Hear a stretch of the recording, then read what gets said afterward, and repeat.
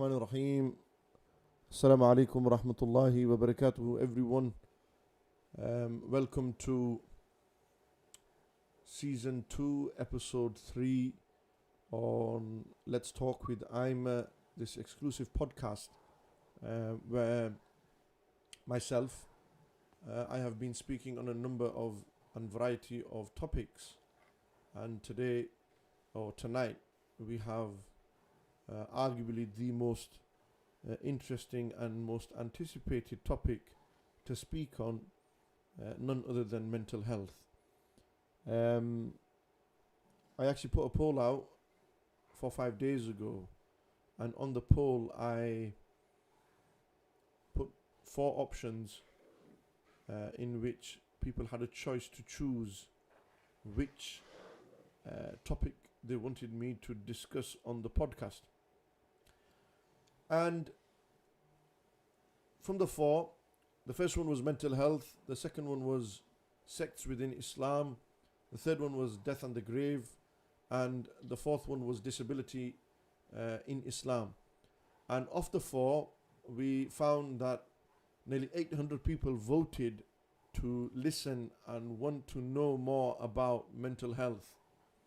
And the nearest one was about 200-300 points or 200-300 votes away. So mental health it was. I decided I'm gonna go and contact a few doctors, see where we can go, how we do, and within that process we managed to get ourselves a doctor who I'm going to introduce shortly as well. But mental health is a huge topic, a huge discussion, a huge issue which is happening right now in every fabric of society. Now, in any field that you may go into, there will always be an element of mental health which is discussed, be that in sports, be that in science, in medicine, be that in the field of religiosity, imams, wherever it may be, young people, old people, juniors, seniors, wealthy, poor, we all have some sort of, if I can use the word, suffering, and not just suffering, but great mental health and our own well-being. This is just normal. This is the way humans are. This is how Allah Almighty has created us, that we a key aspect of this, a key part of this is that we need to make sure that we keep our mental state in the best way, shape and possible. Allah Almighty in the Quran said, Ya ayyuhalladhina amanu qu anfusakum wa ahlikum nara. O you who believe, protect yourself and your children from the fire. And a form of that protection, which is an obligation upon myself and yourself, is our mental well-being. And having a healthy mental health is pivotal in order for us to succeed and achieve in life and be the best that we can be, to be able to perform prayer and to fast and to pray and to do hajj and to do everything that Allah has required and demanded from us and asked from us in the best possible state, way, shape and form. And a crucial part of that is the mental side, how we are in terms of our mental temperament. And in the Quran we see that Allah subhanahu wa ta'ala has told us خُلِقَ الْإِنسَانُ ضَعِيفًا, that man was created weak. And one of the reasons and the cause of his weakness, a weakness within him, is going to be that aspect of, be it physical, be it the nafs, the ego, or the ultra ego, or ulterior ego, or it could even be the mental state. And in another verse, Allah Almighty said, خُلِقَ الْإِنسَانَ هَلُوعًا, that Allah Almighty created man in an aspect of impatience, that man was created very impatient in himself. And A sign of that is when Allah Almighty says in the next verse, إِذَا مَسَّهُ الشَّرُّ جَزُوعًا, that when something bad befalls him, he becomes irritated. وَإِذَا مَسَّهُ الْخَيْرُ مَنُوعًا, and when good befalls him, he's very happy. And here Allah is talking about effectively the mental state of humans. That when things are going right, we all mentally feel good. And when things aren't going as they should be going, and we are in a bit of a test and a challenge, then the mental equilibrium that we have, the balance that we must have in our mind, in our hearts, in our soul, the balance loses. And it's then how you react. So it's in the innate nature of man that he is hulu'a, there's an element of impatience within him. So we need to keep this in mind. And then Allah Almighty tells us straight after these three verses in Surah Al-Ma'arij, إِلَّا الْمُسَلِّينَ, except those who worship, those who pray. For those who pray, whether good befalls or bad befalls, they are always in the best mental state. Because why? They are connected to Allah Almighty the bare minimum 5 times a day. الَّذِينَ هُمْ عَلَى صَلَاتِهِمْ دَائِمُونَ, those who are constant on their prayers, consistent within their prayers. وَالَّذِينَ فِي أَمْوَالِهِمْ حَقٌّ مَعْلُومٌ, and those whom there is a clear right in their wealth. لِسَائِلِ وَالْمَحْرُومِ, and for the one who's asking and for the one who is deprived, they give their wealth. For those who give their wealth and who give in the way of Allah Almighty, whether the one who is asking for zakat or the one who is deprived of that life, that person who is helping them, it tells you that the one who helps others will always be in a good mental state. Naturally, he'll be in a better position. Why? Because he's always putting others ahead of himself. وَالَّذِينَ يُصَدِّقُونَ بِيَوْمِ الدِّينِ, and those who believe in the final day. وَالَّذِينَ هُمْ مِنْ عَذَابِ رَبِّهِمْ مُشْفِقُونَ, and those who fear the torment of their Lord. For them, Allah Almighty is saying that, though man was created impatient in a state of hastiness, that he's hasty, when evil befalls him, he's irritated by this, he's hurt by this. When good befalls him, he is always gracious and grateful to Allah Almighty. But those who pray, they will always constantly be in a good mental state. And this is what we need. We need to go back to Allah. In order for us to be in a good state mentally, we need to be connected to Allah Almighty at all times. Be that doing dhikrullah, be that doing salawat on the Prophet ﷺ, be that sitting in the gathering and company of good people. And this is what I'm going to conclude on at the end as well and touch on. And without any further ado, tonight I'm not joined by my cast. I'm normally here with Imam Adil, the fans' favorite, my elder brother, my younger brother Didi Hafiz Saab, who always comes up with his gem of one-liners and who summarizes things in great ways. But neither of them are experts in mental health. Saying that myself, I'm not an expert in mental health. But I want to be a key advocate in the spread and awareness of mental health and all that surrounds that. And as I mentioned, I was thinking, who am I going to get on? There was actually one doctor lined up, Dr. Sharif. He unfortunately couldn't make it. Then I rang my cousin, Dr. Wahid Hussain, who has a practice here in Bradford, Calderdale, if I'm not mistaken. And he, along with one of the practitioners or GPs within his practice, said that, look, I've got the perfect guy for this. He's actually been a doctor for the past, best part of nearly 20 years, coming up to 20 years.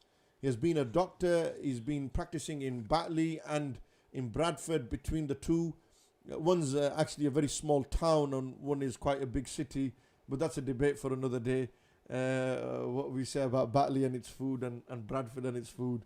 And he said that, look, I've got the guy I spoke to, doctor, and tonight we are gracious and grateful to Allah Almighty that we are joined by Dr. Ismail Lunat, who is going to come up here now. There you have it. He's here, Doc. Assalamu alaikum. Wa alaikum salam wa rahmatullahi wa barakatuh. Nice to be on the show, Sheikh. Lovely to see you, Sheikh. Thank you for inviting me. And assalamu alaikum to all the listeners. Guys, obviously, this is a podcast on mental health. Subscribe to the YouTube channel, to the podcast channel. Share it with your families and friends. Get it out. Let them know. Let them benefit. Let them see the good work that's happening. And for us to discuss and speak on such a important subject,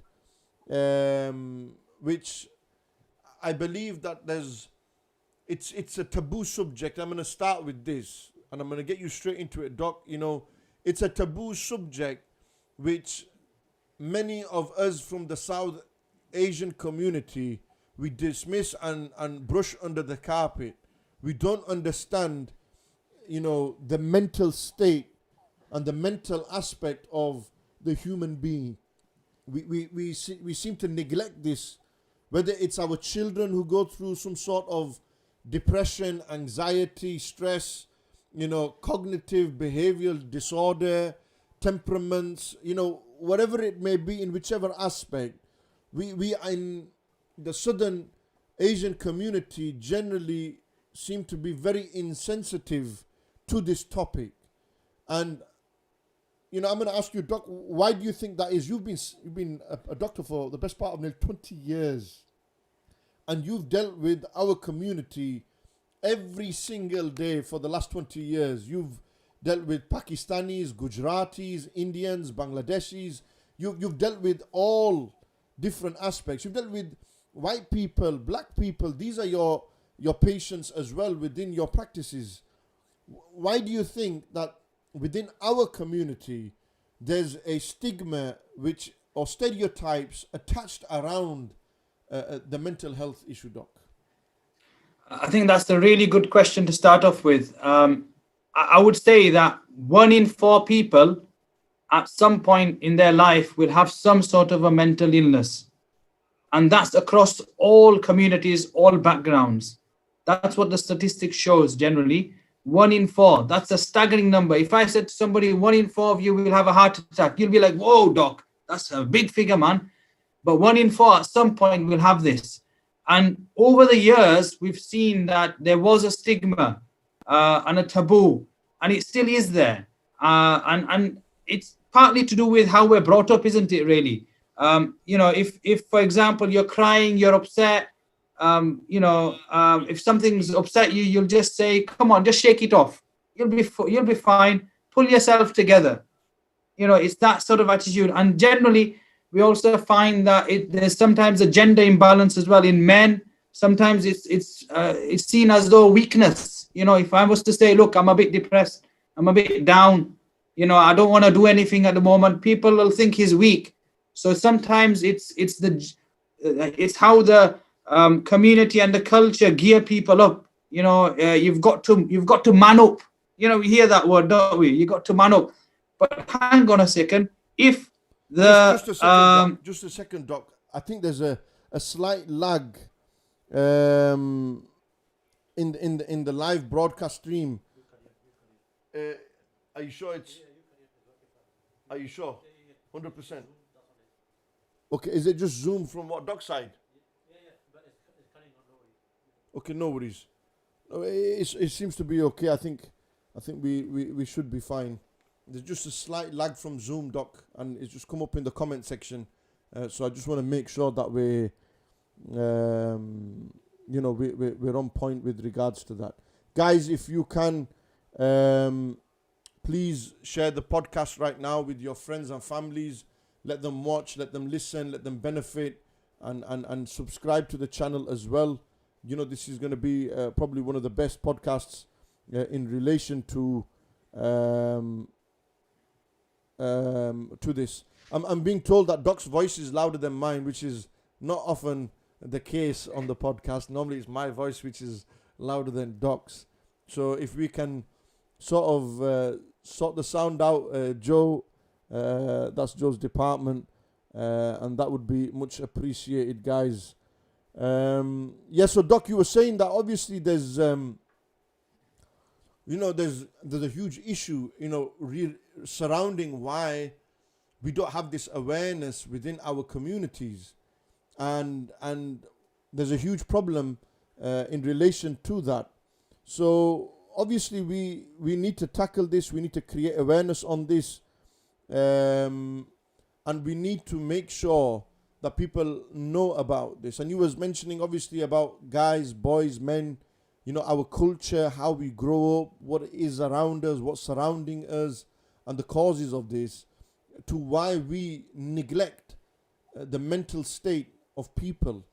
And would you say it's because of our a sense of, from the background where we've come from, our roots, where a lot of our families were farmers, or where they were immune to somewhat the mental state? I mean, that's a staggering statistic that you mentioned, that 1 in 4 people suffer from mental health. And if there's 7 billion in the world and 1 in 4 are suffering, then you can do the math, and a vast majority of humans, of the world population, are going through somewhat difficulty and struggle. So obviously it's something that we need to tackle, issue, and deal with. And I don't know where Doc's gone, to be honest with you. I thought Doc's going to join me. I can see you, Doc, but on the screen, I don't think on the YouTube, he's back here. Yeah. So basically, as you said, that's the case. It's very, very high. 1 in 4 at some point will have it, and people may get better, and the illness could come back in the future as well. And this is the thing, that it's across all cultures and background. And like you said, perhaps the older generation were not forthcoming, like you said, perhaps to get help and things like that. Some did, but what I'm seeing now is the younger generation, the youth, are more aware of it. And they'll actually come and see me, even young lads as well, young girls, boys. They will pick up the phone and they'll be confident to say that, look, this is the problem, I need some help. So generally what I'm saying is this taboo overall is now breaking down, whether or not it's through education system, through madrasa, and that is a positive sign that I can share with you, that people are actually coming forward. Even on social media, the awareness now surrounding mental health is huge. I mean, we have the mental health week. People. There's been what's the reality show presenter who died? Carolyn Flack, if I'm not mistaken, she died from the pressures of social media. Somewhat related, if not related, to mental health and the awareness that created, and so many others through substance abuse. But the root cause of it must have been some sort of mental health. And when looking at mental health, Doc, obviously a huge part of that is anxiety. Depression. Stress. These are the 3 very common mental illnesses that people, at least in their lifetime, they will all go through. Absolutely. So what you said earlier, Sheikh, the ayats that you mentioned, if the heart is diseased, the ruh is diseased, then the whole body will suffer. Absolutely. And there's a hadith related to this as well. So for example, best example I can give you is if somebody breaks their leg and they come to me and I say to them, look, just shake it off, you'll be fine. Right? Just put a plaster on it, shake it off, you'll be fine. They'll think this doc's mad. But why do we treat mental health the same? If somebody's mind is broken, they can't function. They'll have difficulty in their life, they'll have difficulty in relationship. But what do we do? We say to them, Doc, that go away and sleep it off. Yes, exactly. Just like a curtain, pull yourself together. Absolutely.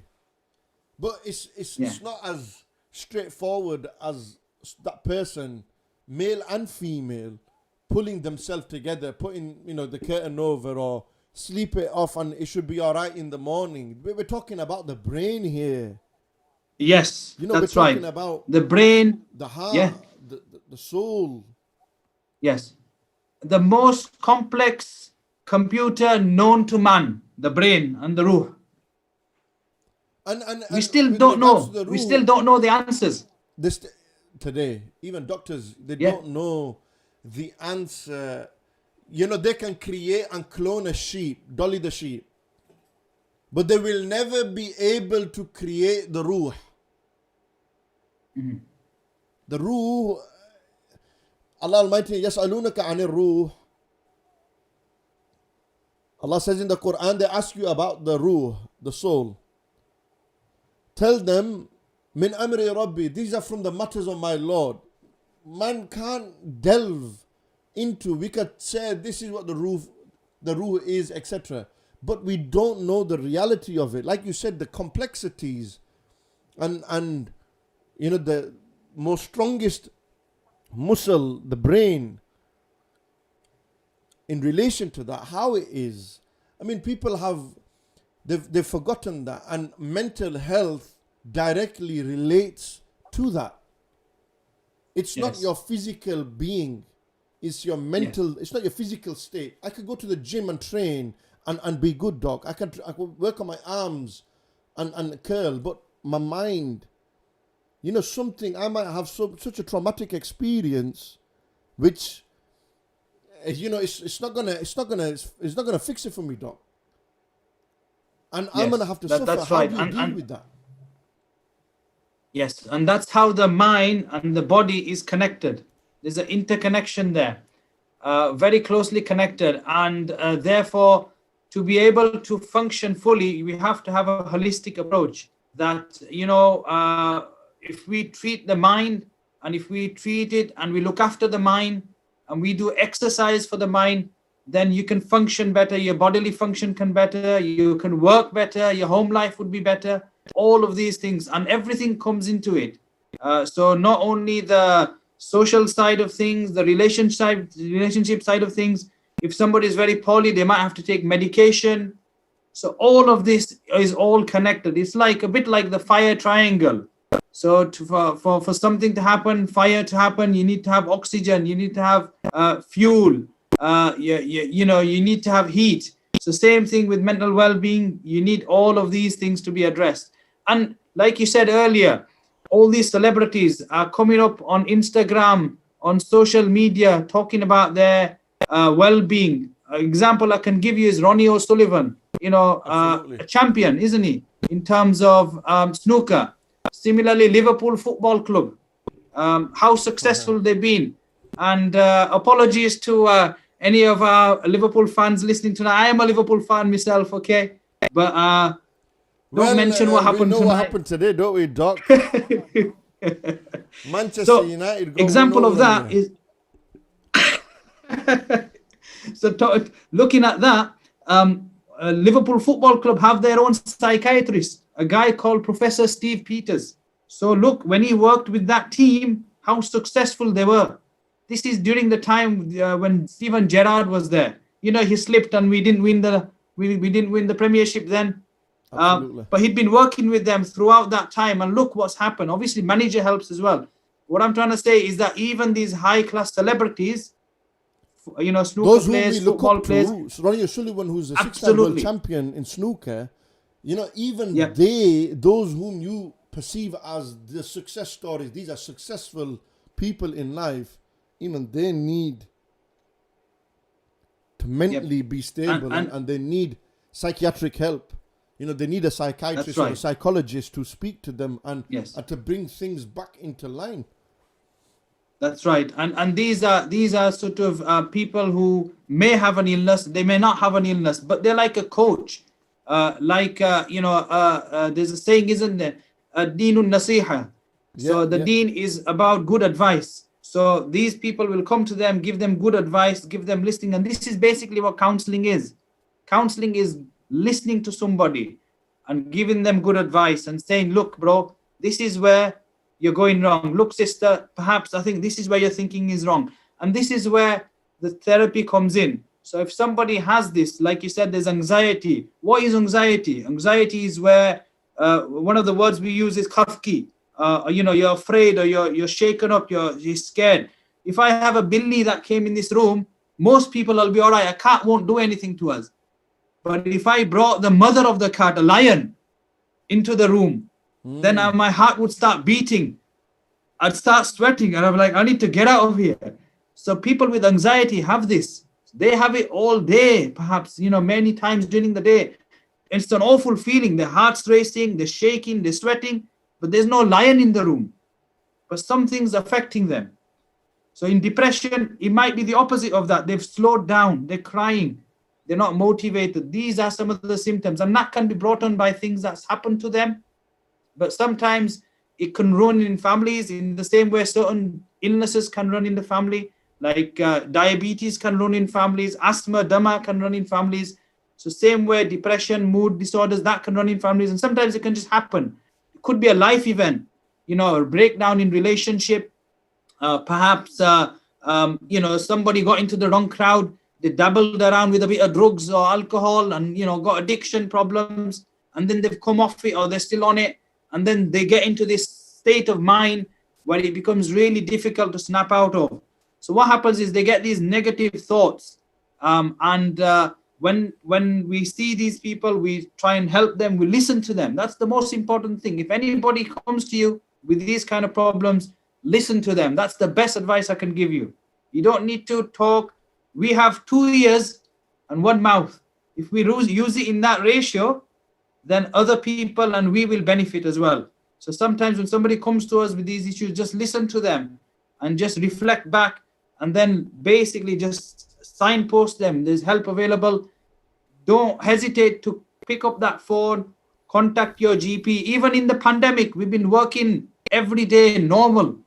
In fact, I would say that the number of patient contacts we have is probably gone up than pre-pandemic. So even though sometimes doctors are not able to see each other, we can do these virtual contacts. If it's more significant, more concerning, we'll bring you in. We'll talk to you. We'll obviously make it safe, make sure you're safe, we're safe in an area where we can help and assess you. So definitely help is available, and people can get better from this. This is it. This is the good news. People with mental health problems can get better. Well, my advice, I always say, this, that Allah Almighty did not send any illness except that He sent the cure with it. Now, if mental health, which is absolutely, there are illnesses. Anxiety is an illness. Stress is an illness. Depression is an illness. These illnesses, Doc, mental health, Allah Almighty, man has this. He will go through these phases or periods or states in life, but there's a cure for it out there. You cannot despair and say there's no shifa for any of this. Of course there's shifa for this. Of course there's a cure for this. And yes. Ultimately, as Muslims, we know that the cure will go back to the Quran and the Sunnah. That our human state will be at peace and ease when we reconnect and go back to our Creator, the one who created us. Simply, I believe that's ultimately where we need to get back to as Muslims, and even within the human state. But we do have people who have severe depression. What causes severe depression, Doc? Yeah, absolutely. So very good that you said that everything has a cure. And my advice is everybody can get better from any mental illness. The only people who perhaps didn't have a good outcome are the ones who didn't get the help, or the ones who didn't get the right type of help. And then they went back and they didn't get the full support and the full help.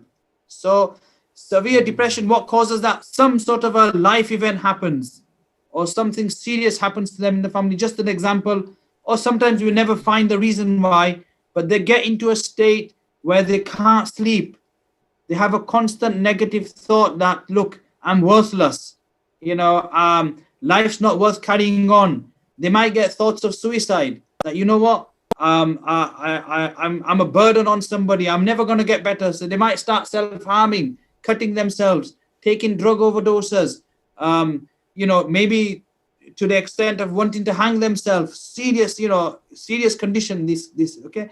So what causes that? So things that could happen in their life, so psychological reasons, relationship breakdown, financial issues, debts, all of these are something, it adds up. And then what we say, the last camel that broke the last straw that broke the camel's back. Yeah. So something else happens, and then boom, they're in a really, really bad situation. And what happens medically, we find from research that a chemical in the brain called serotonin, the level of that goes down so low that that's one of the reasons why they might not wash, they might not get clean, they might not come out of the house. This is one of the things. That's the medical explanation, that the chemical level then goes down. So when we treat them in that situation, the best treatment is to give them counseling, to listen to them, to tell them that, you know what, you will get better from this. And this is where a proper counselor who specializes in this can help them. So if somebody's having a heart attack, we'll send them to BRI, to the cardiology ward. Cardiology consultant will come in, they'll put a stent into the heart, boom, inshallah they'll get better. Similarly, if somebody has severe depression and anxiety, we send them to somebody who specializes in that, a doctor of the mind. They listen to them, they'll break up that cycle where they're getting the negative thoughts, they'll get them better. And some people, not all of them, some of them, they end up having a bit of medication as well to try and improve their mood, to try and make them happier. How? That medicine increases that level of chemical in the brain that goes down. So this chemical in our body is naturally there. So everybody, if somebody says something good to you or you score a goal, the level of that chemical goes up in your brain. Naturally, if I was to do a scan on somebody, you can see the chemical level goes up. Now, if somebody is very sad or down, that chemical level will be down. If somebody gives you 5,000 likes on Facebook, every like, you'll get a little bit of chemical going up. Yeah. So naturally, this chemical is in our body. I'm just trying to work out where the chemical is. I'm trying to find it in my head now. But you're right. We all have. I mean, that's the medical science behind it. And yes. I think from the verses of the Quran that I mentioned, خُلِقَ الْإِنسَانُ هَلُوعًا إِذَا مَسَّهُ الشَّرُّ جَزُوعًا إِذَا مَسَّهُ الْخَيْرُ مَنُوعًا. This element of manu'a, that this when good befalls him, touches him, when good touches him, manu'a, he's ecstatic, he feels good. And you can say that the Quran is talking about what this science today has discovered as this chemical. But how do we maintain that level? So the chemical is always constant. It's finding that consistency in our mind to stay in that state. I mean, you're not going to stay in it forever or all the time. You're going to have hard days. You're going to have tough days. You're going to wake up. There's going to be, if you're in business, you're going to have days where money hasn't come in the way it should be coming in or the way you thought it'd come in. But, how do we maintain that consistency in that level? Absolutely. So a life will always have its ups and downs.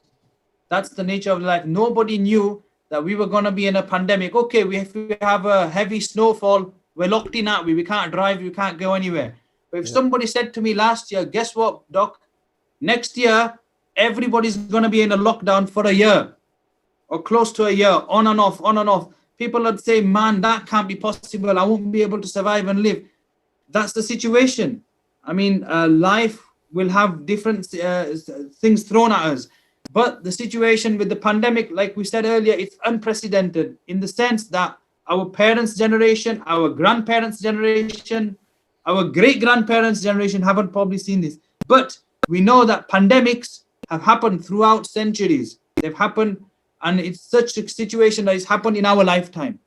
And we make dua that, we get afiyat in the dunya and it goes away quickly, inshallah. And everybody, all humanity's lives is protected. But the situation is such that this pandemic has changed people's lives totally. And it's almost like it's almost as though it's pressed the pause button. You're watching something and you press the pause button, everything stopped. And this is almost time for people to reflect. Do you know what? We've been in the fast lane all the time. And people have said to me that, during this pandemic, they never used to walk. They now go walking every day with the family. These are simple things that we can do to keep the chemical level up. So it's not that you have to have the medication to keep your mood up.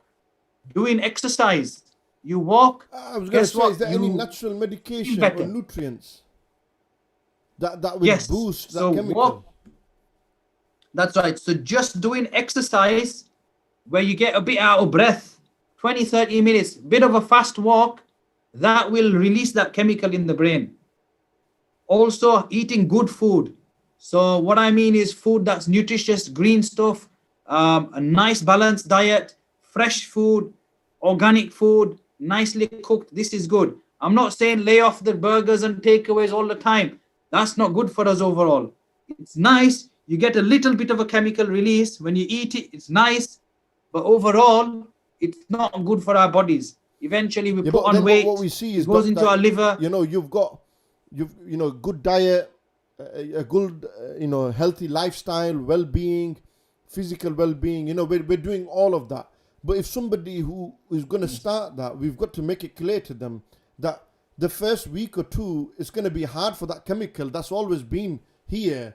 The chemical's been here, and now you're trying to activate it. It's going to take time. And you're going to have the other side of the brain telling you where it's enjoying the laziness and enjoying the burgers and the steaks and everything. That, hey, look, you know what? You need to, if you want to feel better, and I know this is what you need to do. And in order to do that, you then need to be patient and steadfast upon that. And that's when you're going to be able to achieve and reach. That's right. I can share an example with you. Me and my colleagues, we had a patient who had chicken pox, right? So when kids get chicken pox, mashallah, they get well very quickly. Kids, when they're poorly, they might have bukhar fever 1 or 2 days and they're out of it. They're better. If you get chicken pox in adulthood, it's nasty. You get spots all over the body and you get a fever that can last for like maybe days. So we saw this poor chap came in, we said chicken pox, there's not many, we can give you some medication, but you know what, it's not going to make that much of a difference. So here you are, bottle of calamine lotion, just dab it on where it's itchy, about a week or so, stay at home, rest, here's the sick note, chillax, yeah? So next thing that happened to him was he comes back 2 days later and he goes, Doc, I'm still no better. I've still got the same. It's all over the place. So we said to him, what's happened to the calamine lotion? He goes, it's finished. I said, I gave you half a liter of a bottle. Where's it's gone? So he goes to me, Doc, it was so bad at night. I drank the whole bottle. He's drank the whole bottle. I was going to say, you must have drank that bottle if it's half a liter. So he drank the whole bottle. We explained to him as well. It was on the bottle. It was written, labeled, but he drank it. Now, the explanation of that is, like you said earlier, human beings are impatient. They want to get better quickly. They want to snap out quickly. But the thing with this is it takes time. If you want to make those Benjamins, right? If you want to make some money, you put it in investment. Are you going to get that £1 million next day? No chance. You got to invest it. It takes time. Absolutely. And so I think the key theme here that we all need to understand is sabr and shukr. Sabr and shukr are two key components in a Muslim's life in order to be in a good state of being. If things are hard, have sabr. If things are going good, do shukr. And when you do this, you're keeping a balance. You shouldn't be too fearful and you shouldn't be too fearless. There needs to be a balance. You see, khairul umuri awsatuha, the best actions are those which are done in moderation. If we don't live a life in moderation, then our mental state will never be in moderation. We will either be too high or too low. So you can't do too much of a thing that it becomes an addiction and that it causes a problem. We see this in the Sunnah and the Seerah. there was a companion who would pray all night and he wouldn't give his wife time. And the Prophet ﷺ, the wife came to Rasulullah ﷺ and said, Ya Rasulullah, my husband doesn't give me time. He's always praying, he doesn't have time for me. And then the Prophet ﷺ said to him, look, your body has a right over you, your wife has a right over you, and Allah has a right over you. You need to give your body time to rest. You need to give your wife time to please her and be with her and be intimate with her. And at the same time, you need to, at the same time, give Allah Almighty the rights that He deserves.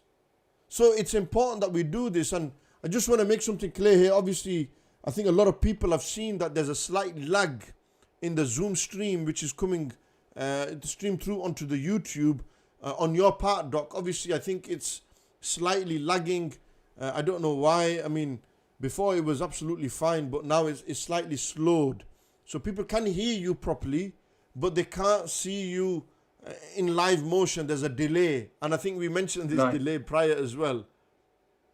Right. It might be that, sorry about that. It might be that it's on HD setting. I'll just adjust that.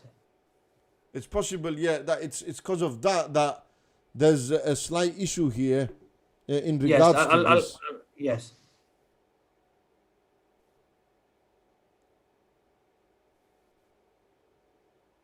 Is that better, Sheikh? Have you zoomed in again? I think it was better when it was zoomed out. Yep. Is it? Well, I thought it was just lagging a bit as well.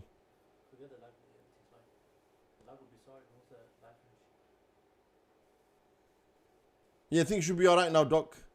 Guys, share the podcast, get people onto this. It's an interesting discussion, a topic, mental health, and all the stigmas surrounding this. We're having an interesting, deep discussion about this. And, Doc, we was talking about anxiety, depression, stress. What are the causes? Yes. I mean, we know that majority of the causes surround possibly an experience during childhood. So, during childhood you might, and it's also understanding behaviors.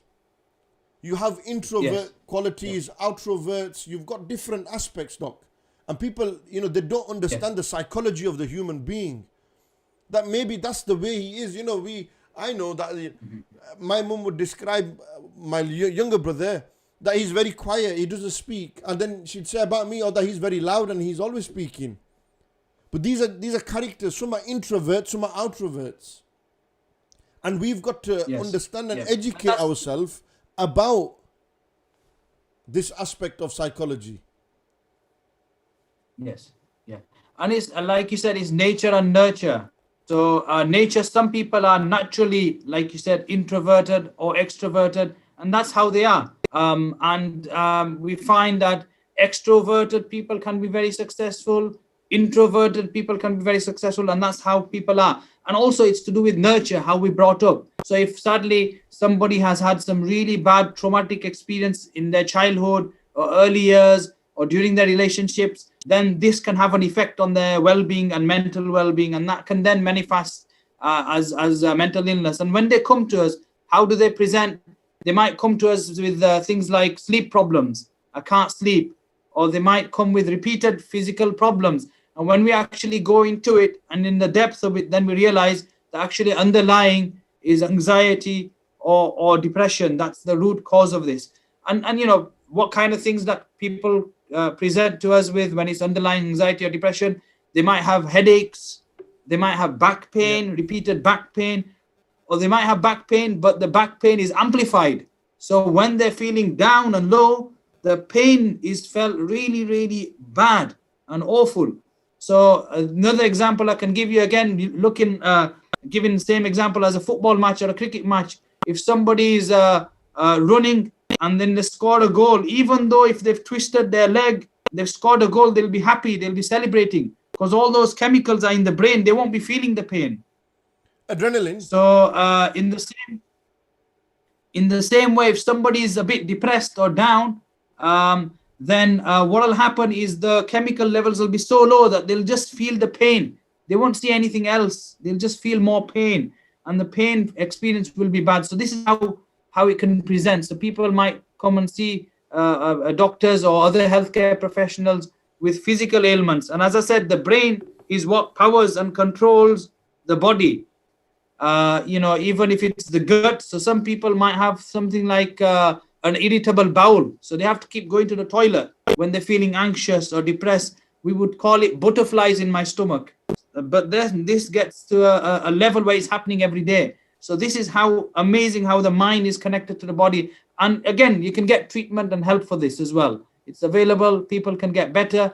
Therapy, talking to somebody, changing it, and doing things ourselves. So talking to each other, listening, bit of exercise, good balanced diet. Very important thing I forgot to mention is sleep. If we don't charge our mobile for 5 to 6 hours, what happens to that computer? That mobile phone, the laptop won't work. If we don't charge our brains at night time, وَجَعَلْنَا اللَّيْلَ لِبَاسًا. Allah subhanahu wa ta'ala has made the night as a libas. And if you don't switch off during that time, you're not going to function. So people will they'll feel more hungry if they don't sleep well. They'll eat junk. They'll want that quick sugar release. So when you have the sugar or that burger, it gives you that quick instant release, but it's not maintained. It's not long enough. It's a sugar rush. So that's what happens. Lack of sleep, we know evidence shows it's associated with bad diet, obesity, diabetes as well. So it's all interconnected. And guess what? The problem is these things here, they won't let us sleep.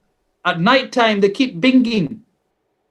So I don't know if any of our listeners have been watching Joe Wicks. Me and the kids at home, we've been looking at Joe Wicks doing all the exercise. But he's spoken very openly about this. And he goes, you know what? Social media, I had millions of followers all over the world. And I was just constantly looking at it. How many people are watching it? How many people are giving me comments? And he got into a state of anxiety. So what's happening is every time somebody gives us Joe Wicks and that, I know Instagram influencers, Muslim, young lads, young girls as well, who have got modeling careers or whatnot. I don't know them personally, but I can certainly say that if they don't get their 1,000 followers or 1,000 likes on their post, they become anxious. They become depressed and that.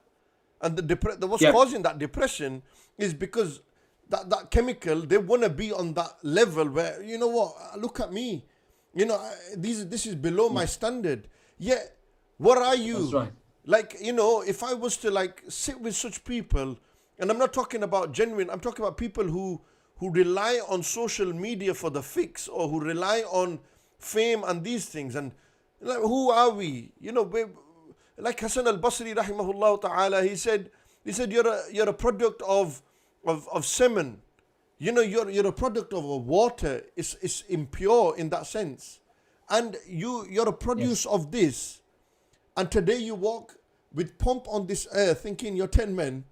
Yet when you die, you end up 6 feet under. Like, who are we? Why are we so fixated by our appearances? Look, a lot of sisters might be watching this and will hear this afterwards. And, in order to feel good about themselves, they will say, I need to wear my makeup. Why is makeup there? I mean, essentially, makeup is there to cover up flaws. Flaws that you possibly don't feel too comfortable and confident about. So you might have a mark on your face and you think a bit more of, the foundation, or, a bit more of the powder, I don't know what they call it. They will increase that, and, they might say, I'm a bit dark, I want to look a bit lighter. So when we see this, Doc, we see people are looking for these fixes, and the expectations and demands have caused them then to go into this recess, they're going back to a worse state, because we're pinning our hopes and our demands and expectations of life on material, and thinking that material will give us the answer. The mobile is going to give us the answer. It's not. You won't find your answers in these. That's right. You're looking in the wrong place to fix your mind. Go find a man of Allah and sit with him. And like you said, ad-dinu nasiha. they'll turn to football and they think, you know, when they see Liverpool win or lose, it's that we're programmed. Humans today are very programmed with what's around us. It's had such a huge influence, and we've allowed that into us. And when parents are giving children mobiles from a young age, then what do you expect when they grow up? That's right. Yeah. So that's exactly. So when people have the phone, you know, like I said, we need to be able to sleep and switch off. But guess what? This is beeping every hour at night. Like a friend contacts you. Back in the day, say 20, 30 years ago, people didn't have these. And now everybody has this. So we're actually sadly seeing a lot of younger people, teenagers, coming to see us. And an example I can give you, I've seen young girls, young boys come in with symptoms of, you know, low mood, self-harming, cutting their arms and things like that. Reason why is because they've been bullied online, or somebody said something, or I don't like you, or not getting as many likes. So one of the important things is to be able to switch this off 1 or 2 hours before we go to bed. And the same thing for kids as well. So if we don't do this, then kids are going to be doing the same as well. So for example, if I'm doing that and I'll say, switch your tablet off now, go to bed, switch it off. They're going to think, hang on a second, Dad, you're on it. You know, speak louder than can words, I have your phone instead? Absolutely. So very important, basic things. The screens and the laptops and the tablets, they release something called blue light. Now, blue light is something that will affect a person's quality of sleep. So if somebody's been on a screen in the evening for a long time, then that will affect them. They might not be able to sleep. And also they're waiting. Who's going to give me the like? Who's going to reply back? Because, you know, people are communicating with each other. I've seen kids, you know, like 10-year-olds playing. They've got a TV in their bedroom. They've got an Xbox in their bedroom. And when I say to them, look, you know, the kid's not behaving. He's not listening to parents. The child's not listening. When I ask, so what are you doing? He's playing online gaming till about 1 o'clock, 2 o'clock at night. So that's why they can't wake up in the morning. That's why they're not eating. They're not functioning. And some of them are violent games. You've got that part in the brain, in the psychology, I've read a little bit, where it's called the dopamine. And inside the dopamine, however it's pronounced, you know, it's getting that fix. You know, that part of the brain needs, that's where you get the fix that you need to get. And for kids now, the fix is Fortnite, the fix is FIFA 21, the fix is Call of Duty, the fix. These are the fixes they're looking for. But who's putting that in place? Right. I mean, parents are as culpable as the gaming industry for that. You know, we're not controlling, we're not giving them in doses. What we're doing is we're throwing it at them and saying that's going to shut him up. And we're thinking that, and then what later happens is that creates, you know, a sense of mental issue and problem within children.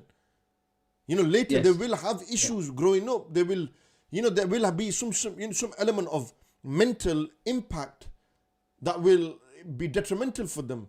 And if we don't control this now, Doc, if we don't create awareness and education about this now to our youth and our parents, then it's going to be another neglected nation. Yeah, and like you said, you know, everybody's in the fast lane on a motorway. You know, parents are too busy, they're working, you know, very busy hours. And what's the easier thing to do when a kid says, you know, a child says to you, look, I want to talk, I want to do something. It's easier for them to just say, go, here's some money, get some takeout, here's your Xbox, play a bit of Fortnite at night. You need to give them that time. It's like an investment. The more time you give them, the greater the benefit and reward, not only for yourselves, but for their future as well. So it's very important. And also, I can give you the example of how we bring our kids up. I mean, it's a total different topic, tarbiyah and bringing up kids. But it's important because how we behave and how we model has an effect on our kids, and how the kids see us has an effect. It's a reciprocal benefit, mutual benefit. Very, very important. Doc, you know, so, you know a lot of young people who are suffering in mental health. You know, Yes. whether, like we mentioned, anxiety, depression, older people as well, elderly people Yeah. who are suffering in depression, mental health, who are suffering through stress, you know, whether that's work related, finance related, family related. You know, and a huge aspect, and I want us to discuss, you know, a little bit on this as well, is, you know, the family pressures. Yes. Just one example, the expectations that you have to become a doctor, and the pressures that holds, you know, the family, our parents' expectations on our children, and the mental detriment that has on their mind and their state. You know, whether that's marriage related, doc. You know, you have to marry my auntie's daughter. You're causing this child, this young boy, this young man to suffer depression. He's depressed, man. God, the guy, you put him into a depressed marriage. Do you not care about the state of your son and your daughter, what you're doing to him? Like, these are primary causes in today's day and age for a lot of young people to be depressed, to be, you know, have anxiety, to be stressed out. And what that then causes and leads to is the problems that we find. You know, we're here today having to discuss and mention this because in our South Asian communities, within the Mirpuri community and general community, not just Mirpuris, everywhere, this is, you know, mental health isn't just an Asian issue. We're highlighting it because I'm an Asian and you're an Asian. You're a doctor, I'm an Imam, and we're creating awareness, but it's everywhere. You know, it's within the black community, the Chinese community, it's within every community. We're having people who are suffering. And unfortunately, Doc, you know, family pressures, you know, play a key role in the instability within the minds of young people. That's right. Absolutely. I agree with you wholeheartedly what you've just said there. So it's across all backgrounds, all genders, male, female, and some very important points you've said. If somebody is forced into a marriage or they're in a situation where they don't want to be, it will have an effect on them, sadly. And so the very important thing here is that when people need to get help, there's also counselors who do family counseling. So, for example, somebody's in a relationship and there's pressures. Sometimes what happens, people turn to their family or friends. But in a relationship, you know, it's important to go to somebody who's neutral. And in the same way, how you have a counselor who can help an individual person, there's counselors, there's imams who are trained up in this area, independently, not taking any sides, they will help and support them. So remember, this is a foundation of family, the relationship between the husband and the wife. You know, it's a precious thing. It needs to be looked after well. So in this situation, you'd go to somebody who is an expert in this and they can get help. But yes, it's very important that, forced marriages and that kind of thing has an effect on them, and it's going to affect their well-being. It's going to affect the relationship. It's going to affect the children. And like you said, Imam Sheikh, you said earlier that there should be no compulsion, no force, and our Deen tells us that when it comes to sort of marriage and relationship, and that's a very important aspect that itself. And once, for example, if somebody doesn't marry or the marriage breaks down, how does it affect the family then? It breaks the family. It becomes so difficult, bitter. We've seen it in between brothers, when it happens, how it affects them, sadly. The parents and then the wider family. There's all these effects. Once that happens, and sometimes what happens, people will just ostracize them and then leave them and then break them up. And they're isolated because you didn't listen to me. And what kind of impact is that going to happen on that girl or that boy? If they're like, oh, you didn't listen to us, you go on your own now. That's going to make them feel even worse. And if somebody does, another example, one of our colleagues, really good, well-known psychiatrist, said that somebody who's been in some bad vice, perhaps addiction to drugs, addiction to alcohol, and then what's the family done? They've outcast them. They've thrown them out. They're on the streets now. What's going to happen to that guy's well-being? Remember, when we make a sin, we do a guna, we turn to Allah subhanahu wa ta'ala, Allah subhanahu wa ta'ala will forgive us. Who are we not to forgive? Absolutely. And Doc, what you're saying is effectively, if we was to act upon what the Prophet ﷺ has taught us in how to deal with people, our mu'amalat with people, our dealings with people, we could probably fix most of these issues and problems. You got a drug addict, don't turn him away. Take him into rehab, counsel him, help him. You've got somebody who's been exposed or something's happened. Why do that? Why ostracize that person? Help that person to become a better person, to fix himself.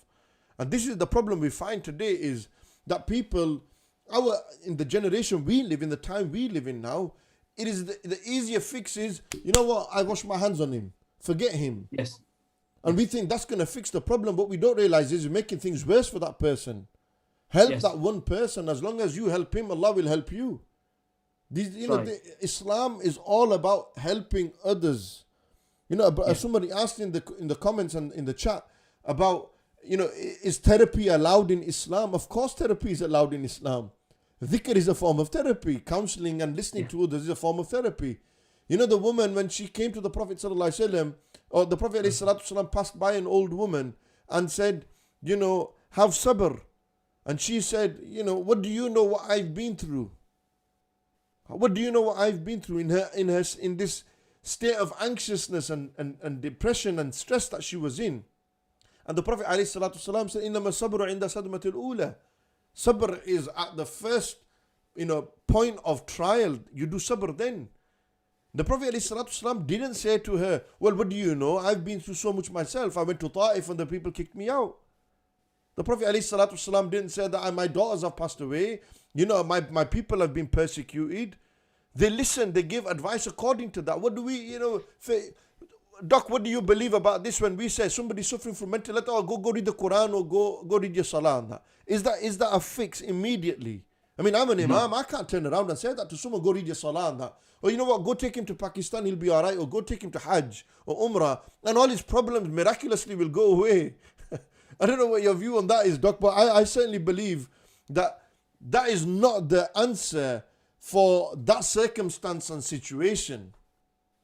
Absolutely, I agree with you. It's a bit like one of the other examples I gave you is when anybody needs to have treatment or health advice for any mental illness or physical illness. I usually say it's a bit like the two wings of a bird, dawa and dua. You've got to have both. If a bird has only got one wing, it's not going to fly, is it? No. So you've got to have yaqeen and prayer and zikr, and the dua as well. But you've got to do the dawa, the medication as well. Absolutely. And then you will fly. So same thing. If you plant a seed in the ground, okay, that sunflower is not going to grow up straight away. It's going to take maybe a week or two. It will grow. You have to look after that little bit of plant that grows, and then it'll continue to grow. And by about 3 months down the road, it'll be 6 foot tall. So same thing. We've got to teach our youngsters this as well, that takes time. Don't worry, things will get better. You'll pass your exam. Practice will make perfect. And one of the other best examples is how our conduct is, with our family, with our kids. So best example, Sheikh, you can also clarify on this as well.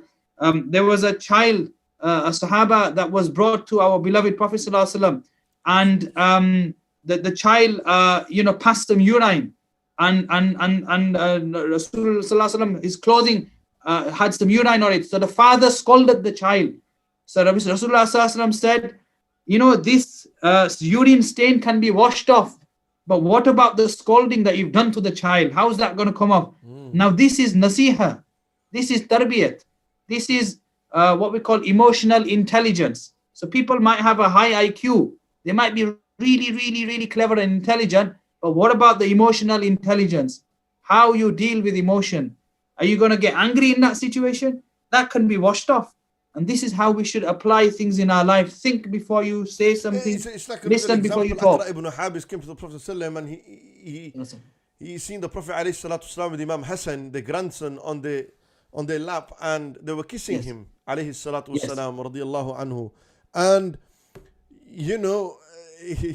Akra ibn Habis said, Ya Rasul, I got 10 sons, I've never kissed one of them. Yes. And the Prophet ﷺ said, Man la yarham la yurham. He who doesn't have mercy on others, mercy won't be shown to him. Like we've got to be merciful to our kids. We've got to have emotional intelligence with them. We've got to be on a level with them. We've got to explain to them. And we've got to understand what we do will impact their mental state. You know, Yes. we focus so much now on the physical being, Doc. You know, a lot of young lads are in Yes. gyms and it's all about aesthetics and what about, you know, the metaphysicism, you know, the mind and the state. What about why are we not focusing on making the mind strong? Or why are we not giving this attention to it? And if ever there was a time where the lesson of patience is needed, it's today. Today we need to go back to the understanding what sabr is. Because sabr can answer a lot of issues. Be patient. Sabr. Sabr, you know, wasbiru wa sabiru wa rabitu wa taqullah. Inna allaha ma'a sabirin. You know, ya ayyuha alladhina amanu usbiru wa sabiru. You know, sabr all the time. Innama yuwaffa sabiruna ajrahum bighayri hisab. You know, those who are patient, they're going to have unlimited rewards. You know, patience is a consistent theme within the Quran that we need to focus on in every way, shape or form. And we need to remind people that if you want a good mental state, then you need to adopt patience because some things aren't in your control. Yes, yes, absolutely. And, you know, like you said, Sheikh, you know, Imam Sahib, like you said, you know, when you do shukr, you're a winner. When you do sabr, you're a winner. So basically, this situation that we're in a pandemic, everybody is doing sabr at the moment. You have to do sabr. You can't go to your barbers and have the haircut, you know, the way you want it now. Although people might still be going undercover, but that's a different subject itself, yeah. But, you know, obviously, like you said, things have changed. People can't go like they used to do things before. And people are having to sort of, you know, do sabr. Just one example I use there. So you know, in this situation, important things, charity is very important. That's also a way of getting a dopamine release and a serotonin release. Research shows that when you help somebody else, you feel better. You know why I'm smiling and laughing, Doc? It's because I actually started it with this point, didn't I? You know, Allah said, إِنَّ الْإِنسَانَ خُلِقَ هُلُوعًا إِذَا مَسَّهُ الشَّرُّ جَزُوعًا وَإِذَا مَسَّهُ الْخَيْرُ مَنُوعًا إِلَّا الْمُسَلِّينَ الذين هم على صلاتهم دائمون والذين في أموالهم حق معلوم للسائل والمحروم. You know, Allah says it, those who pray and those who give charity, they are going to feel content. There will be contentment in their heart. There will be a good state for them. Yes, yes. And literally, if you look at it, if you look at loads of websites and advice, they'll advisors will say, why don't you do something that's helpful, productive, you know, help somewhere, go and sort of help somebody who's in struggle, in difficulty. And we found out through research that it gives you that well-being because you're helping somebody and you're also seeing the results. And again, like you said, it helps. So so these are all the sort of treatment tools that people can do, self-help in terms of exercise, having a good diet, doing something charitable, and trying to sort of avoid things that make you feel more unwell. So meaning sort of doing things where you're staying up late, not getting that rest, not charging your batteries up at night where you're supposed to be sleeping and you're waking up and sort of not doing the, you know, having that restful sleep, having too much caffeine, too many cups of tea and too many cups of coffee and dud patti, maybe on an evening, 4 or 5 cups, you're not going to be able to sleep because there's too much caffeine going around in the body. Simple things like that. If you change your lifestyle, things will get better that way. And if obviously it gets to a situation where you've done all these things, you're still not getting better, pick up that phone. We're here to listen. We're here to help you. Yeah. And in Bradford, we've set up a new thing, a really good thing. Actually, it's been around for a while, whereby you can actually self-refer to the My Wellbeing College. It's called the My Wellbeing College. And over there, there's counselors, there's therapists who are well-versed in this. They can help you. They understand our culture as well. And people from our background are actually there who are counselors. And if, for example, somebody's in a situation where they're really suicidal or self-harming and their life could be at danger, then there's an emergency helpline as well called First Response. Now, that's First Response is in Bradford, but similar, we have that kind of system and help available throughout the country. And so if somebody's having a heart attack or a stroke, what do? You ring 999. Same thing, if somebody's in that situation, there's a number that you can ring. They're available 24 hours a day, 7 days a week. And to get that person out of that situation. It's quite unfortunate and sad that there are people whose, the straw broke the camel's back, that straw, and people actually are led to committing self-harm and slitting their wrists and punishing themselves and self-pitying in a sense and just such a low state of self-esteem and just had enough and sadly, astaghfirullah, unfortunately as well, we find people on the brink of suicide. Yes. And suicide amongst men, people think it's like suicide's only women. Men and those who suffer in silence, doc. We need to tell the people that suffer in silence, please don't deal with your problem in silence. Open up, talk to ulama, talk to imams, talk to doctors, talk to counselors. It's not a bad thing that you've turned to a white person who's a qualified counselor to fix your problems. You've gone to a counselor or a psychologist or psychiatrist to say, look, I've got these issues and problems. What do? Speak about them, because suffering in silence is only going to lead, towards a downward spiral, and we don't need to hear cases of so and so person committed suicide because of bullying, because of a relationship issue, or because of exposure, or because of the nudes were shown out and stuff like that. Why must we lead people to the brink of suicide? And you think, well, what's caused that? And it's to do with the mental state of these people. That's right. And again, when I speak to people who are in this situation, people have come to me, I've spoken to them, and 6 months down the road, as they were leaving, example, they were leaving and they said, you know what, doc, I'm so happy for what you and your colleagues have done. I'm in such a better state of mind. Before 4 or 5 months ago, I don't know what I would have done to myself, but I'm feeling champion now. I've gone on with my life and I'm so much happier. So, we do see this, people will get better. They just need that right support, that right help, and pick up that phone, ask for that help. And when people are in that situation, it's like a cloud. They can't see. Sometimes this is what they describe it as. I can't see out of it. Like you said, the most important thing is to give them good counsel, to listen to them, and to say to them, you know what, go get that help. You will get better. And all that help is confidential and it's private. Meaning, it's a trust between that doctor and that counselor and that person, that client, that patient. It's completely secret between them. It won't get disclosed. And, that's what, and once you build that trust, then people will come to that person and get that help. And we need to also remind people that it is confidential.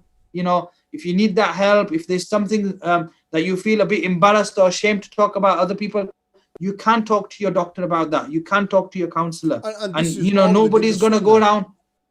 Yes. This is all within absolutely. The sunnah. For people thinking that this is not, prophetic within the tradition, it is absolutely. This is what the Prophet ﷺ came to do for mankind, to assist and help them, to guide them and to inspire them and educate them and enlighten them and take them out of the darkness of ignorance and the problems that were in that society, and to fix people. The Prophet ﷺ fixed people with all sorts of issues. There were children who couldn't speak. There was all sorts of issues, who were mute, and you had, the Prophet ﷺ dealt with people who had suffered from death and the loss of people, loss of loved ones from their families. We're talking about senior companions whose family members have passed away in the battlefield, and how the Prophet ﷺ dealt with them, how therapy was given towards them, and they were sort of dealt with in order to overcome the struggles and the challenges that they were facing. And this is within the sunnah, and this is something that we all need to keep in mind and not think, it's not from the sunnah, or this is not. No, this is what the Prophet ﷺ came for, and this is what we need to revive this sunnah.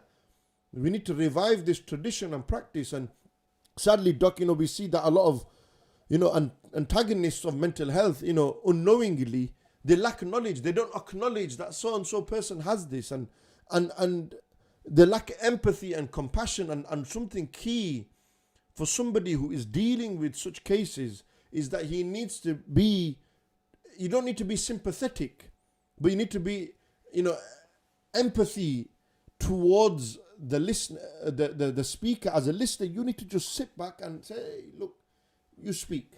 It's yours. Don't worry about it. Yes. Let it out. Just open Pandora's box, and we will see what we can do. You might say one thing that triggers and clicks, and boom, that might put them online. Like you said, 6 months later, Doc, you and your team were fantastic. I was in a very bad place, and now I'm in a better place. And this is something very important, and creating awareness of this, Doc, is paramount upon us, because there are people in our community who are suffering in silence, and they are going through these problems, and they need to know that we are here for them. We will listen to them, and we will not disclose who they are. We don't need to mention no names. You just come talk to us. We will help you where we can, how we can, inshallah. And remember, doctors and counselors are bound by confidentiality rules. So, for example, and likewise, imams, they can be trusted. So they can be trusted to be told that, we won't tell your parents. We won't tell so-and-so relative of yours. Even if they come and ask us to say, what did they come to see you for? We can't disclose it, because this is the trust that we have. So, when you do go, I do say that, get that help. I mean, there's basic things that I talked about, things that you can do to help yourself to, have a good well-being. We talked about going to the gym, doing exercise. All of this is important because you're releasing that dopamine, you're releasing that serotonin. Doing that every day on a regular basis helps you. And, coming back to sort of what's happening with them, I think very good that this point has been highlighted, that, this is the topic that we want to talk about, because during the pandemic, we are seeing a slightly higher level of this, because what's happened? People's jobs have been lost. People are going through financial difficulty. People have been furloughed, off furlough, made redundant, financial issues, relationship issues. So we are seeing it, and even a basic thing, at the moment we're washing our hands, we're hand sanitizing, but somebody might go to an extent where they're overdoing it. So they might have a bit of obsessive compulsive disorder. They might keep doing wuzu all the time. Every 10 minutes they go into the toilet, wuzu. They just feel that they're dirty. So again, we're sort of getting this, that, they need that help. They can get better from it. And, don't be that person who thinks that there's a lion in the room. You're always anxious and sweating and help. You can get help for this. And like I said, counseling is really effective. Changing lifestyle really effective. And when you take the medication takes a little bit of time for it to work. Not everybody needs medication. It's only a small proportion of people who require it. The medication, if they end up taking the medication, it's not addictive. They're not on it for life. It's only until the serotonin level is at a level where they're feeling better, comfortable, and then the doctor stops it, and hopefully they stay on that level. And remember, not everybody needs it. And the counseling, guess what? When you look at research, when somebody goes through that counseling and they get the right nasiha, the advice, the chemical level goes up in their brain if you scan them. And then they keep getting listened to, talked to, listened to, they're getting that nasiha, they start changing their lifestyle, and the chemical level stays high in their brain. Absolutely. And but Doc, what if the people, they don't acknowledge your help? There's a patient, he's suffering from mental health, she's suffering, but she doesn't acknowledge, she's adamant that there's nothing to do with that, or she's not wanting help. How do you deal with that then?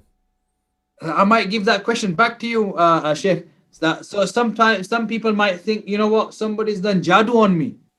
That was my next Black point. Magic. Yes. But you've jumped the gun. Yes.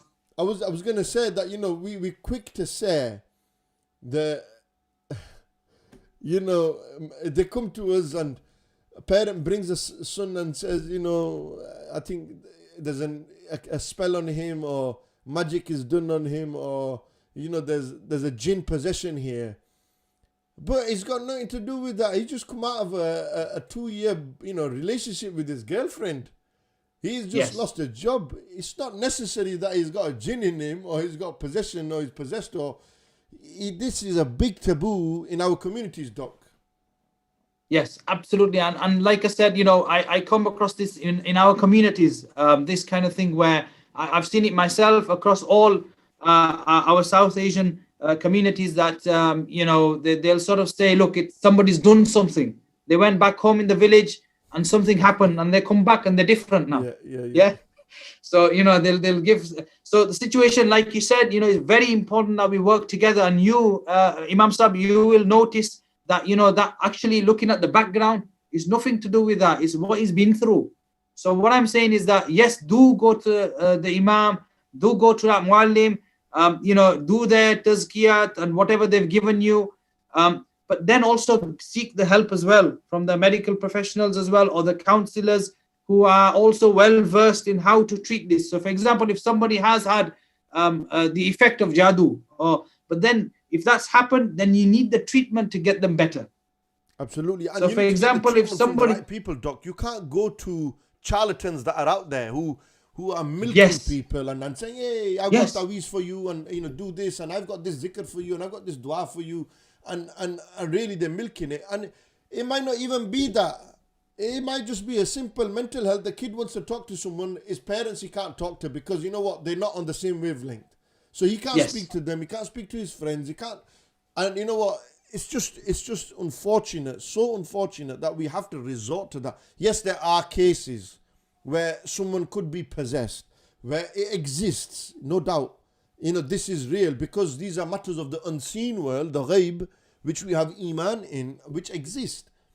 And mental health is unseen. It's not written on my face. I'm depressed. I might be smiling through it, but behind the smile, I've got problems. So mental health is an unseen, it's a hidden illness which you really can't see as much. You might see a few signs that there's something wrong here, but generally he might just be normal. How do you know he's suffering from a bout of depression, or he's stressed, or and this is why it's necessary and important that parents have to understand, and people, and generally our community needs to understand that there is mental health. It's not necessary that it's a jinn possession or magic or any of this. If it is, then I'm going to simply say this much, that you've got du'as that you should read during the day, which the power of those du'as are that they will protect you from the evils of the unseen. Like, أعوذ بكلمات الله التامات من شر ما خلق. Like, بسم الله الذي لا يضر مع اسمه شيء في الأرض ولا في السماء وهو السميع العليم. حسبي الله لا إله إلا هو عليه توكلت وهو رب العرش العظيم. رضيت بالله ربا وبالإسلام دين وبسيدنا محمد صلى الله عليه وسلم نبيا ورسولا. سبحان الله وبحمده عدد خلقه ورضا نفسه وزينة عرشه ومداد كلماته. Read these du'as. Ayatul Kursi, الله لا إله إلا هو الحي القيوم. معوذتين, قل أعوذ برب الفلق, قل أعوذ برب الناس, سورة الإخلاص. Read this and you will see that there will be a divine protection around you. Angels will surround you, even in your mental health. Start reading Surah. I've got stories that people have sent me, Doc, and they've said that, I went through this problem, but I found that when I started praying again, started doing dhikr again, started reading the du'as again, I started to feel better. That level, it started to balance again, because you're a Muslim. Your whole life has revolved around the book and the wisdom, the kalima la ilaha illallah Muhammad Rasul. For this reason, is balanced it out again, and you feel good again. So we need to understand that we don't need to turn to the Peer Sahab or the Hazrat Sahab and say, hey, look, my son's got, it might not be that. And Hazrat Sahab needs to know. Peer Sahab needs to know what mental health is. Forget everything else, bro. Doc, the Peer doesn't even know what mental health is. He's just thinking, hey, jackpot. Watch out and beware of these dodgy Peers out there, man. These people are charlatans, they're con artists. They're just going straight for your pockets, and we need to tell people, you've got a mental health issue, a case here of depression and stress. Don't go to the Peer, go to a counselor, go to the Imam, go to the doctor, speak to someone you trust and you have, a trust with, and that can resolve and deal with your problem. Yeah, Imam Sahib, you said it absolutely brilliantly. All the du'as that you said is better than any charlatans, like you said, out there who can give you any advice. You've said it all. You can do all of this yourself. You can do all of that, the du'as and the dhikr, everything, adhkar. And then, like I said, once you've got that illness, you've got to get it better. So if you've got a burn, you've got to get a plaster. You've got to try and get treatment for it. If you leave that burn wound open, it's going to get infected. You're going to stop. If it happened on the hand, you're not going to be able to use your hands and fingers properly. So same way, if you've got some illness now, you've got to get that right help. Go to that counselor, go to the doctor. You'll get the help. You'll get the right help. You'll get better. So it is very important. And like I said, I've come across cases where, people have had issues, whether it's relationship issues, and they've been to somebody, or very sadly, not just mental illness, but they might have had some serious illness like cancer, and they've gone to these kind of people, and they've said to them, look, I'll give you this special attar, or I'll give you this special something. I think it was some sort of fat or blubber from a whale, and it's got some shifa in it, but it's £5,000. Yeah, and you keep coming to me every few weeks. So people in desperation have gone there. And honestly, we see the sad side of it, and we tell them that, look, I'm not going to stop you. I'm not here to police you, but please do know that these kind of treatments that are being offered are reliable. They work, what we give you, but how do you know what that person's giving you is going to work or not? And they're going to get £5,000 jackpot. So people need to be responsible what they're doing with their money, and responsible with the state of another person's mind.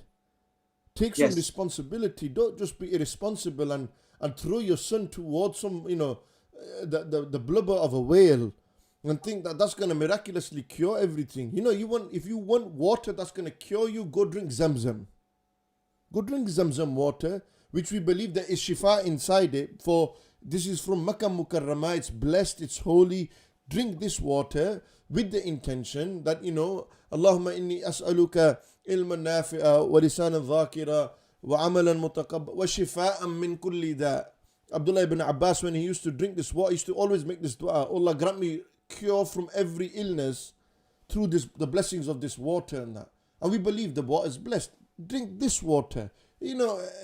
People are like, they're gonna, it's just so common, sadly so common in our communities, Doc, that people resort to this, and they don't understand that there's a clear distinction between jinn possession and the symptoms of jinn possession, and the symptoms of physical illness, and the symptoms of mental illness. There's distinctions between the two. And yes, there are elements where somebody could be possessed by a jinn. There could be somebody who has magic done on them, and it does affect the mental state of that person. I'm not saying it doesn't exist. It does. But are the cases you've dealt with, Doc, from your experience, 20 years you've been in the field, tell me how many cases have you come across and you thought, actually, I think this is out of my remit. He needs to go to a qualified, Maulana, a qualified sheikh who will do ruqyah, which is established in the Quran and Sunnah, who will read and then maybe be able to cure this. How many cases have you come across, Doc? I'm putting you on the spot here, but... I'll be honest with you.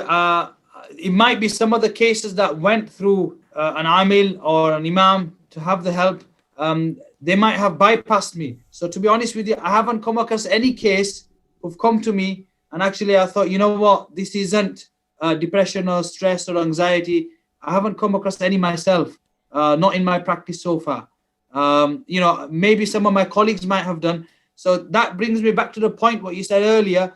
Small number of cases might happen, but we amplify it and we think all of them are like that. And that is definitely not the case. The vast majority of people that come to me is genuine day-to-day kind of illnesses of stress, depression, anxiety, psychosis. Now, psychosis is slightly different. Schizophrenia.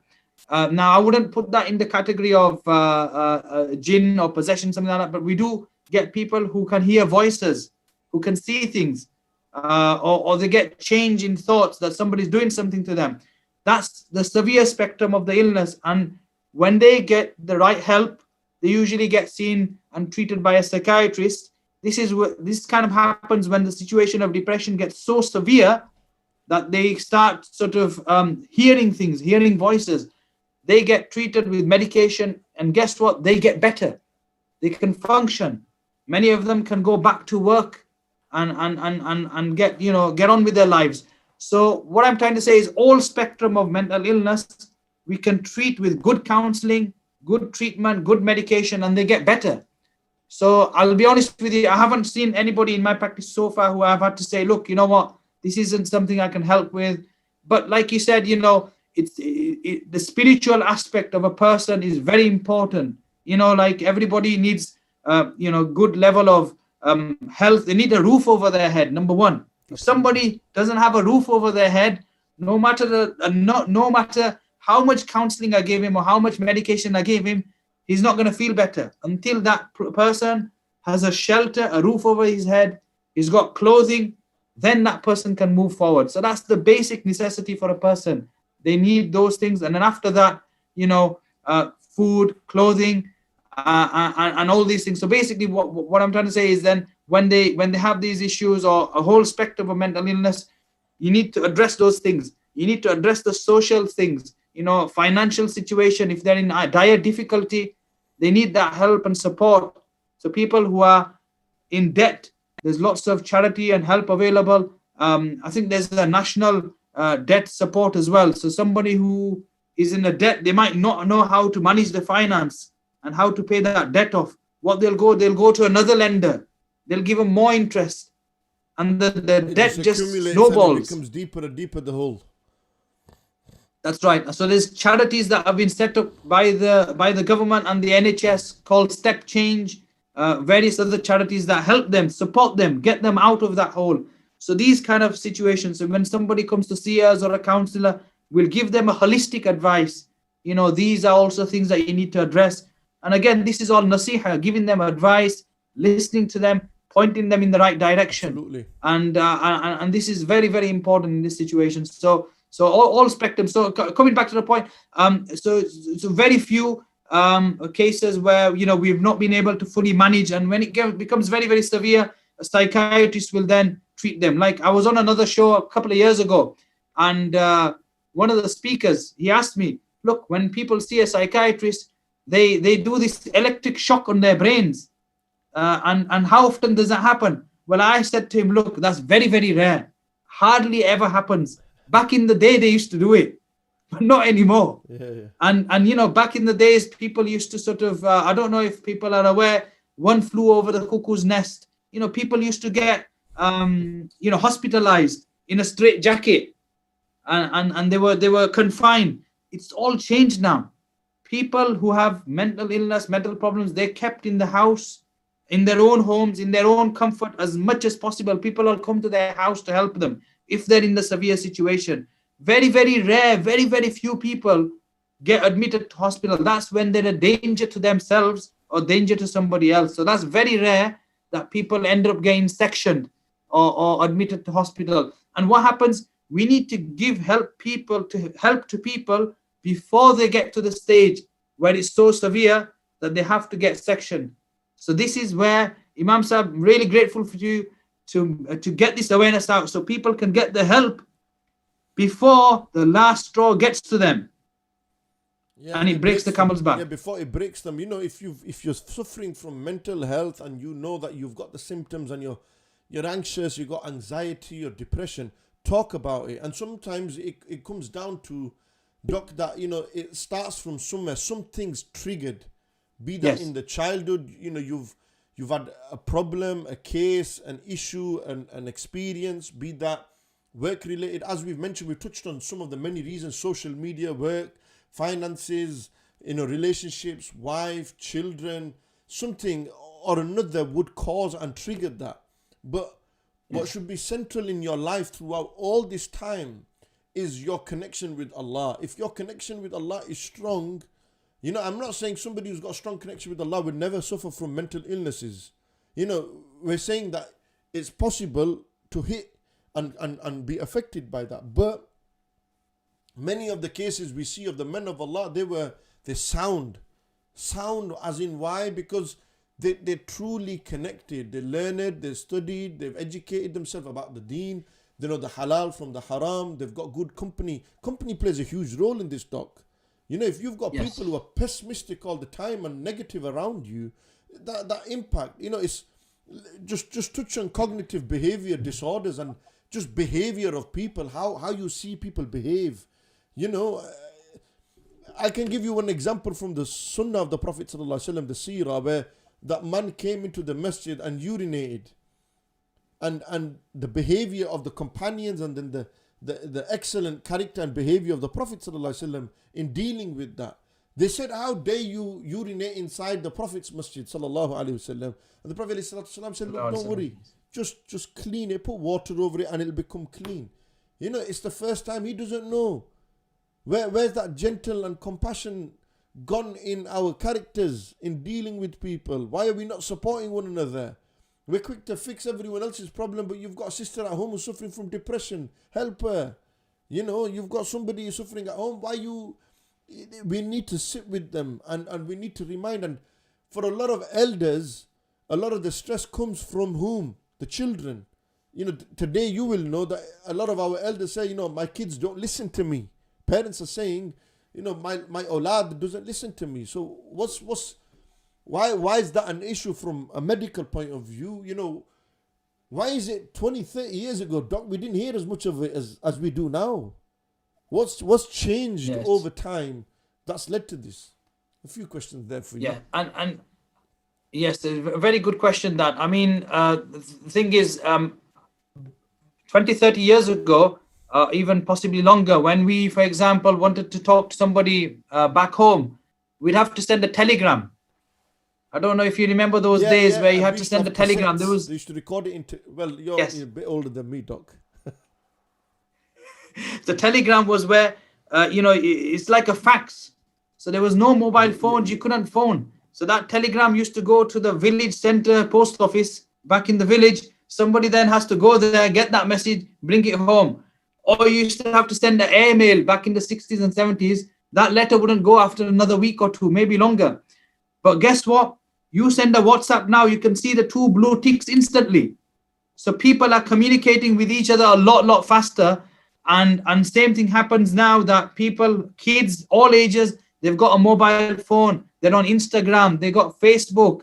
They're on WhatsApp. They're communicating. So life is getting more complicated. There's that expectation that I've got to look good. You know, peer pressure. So before, people were not communicating with each other like this. You know, people were not getting cyberbullying.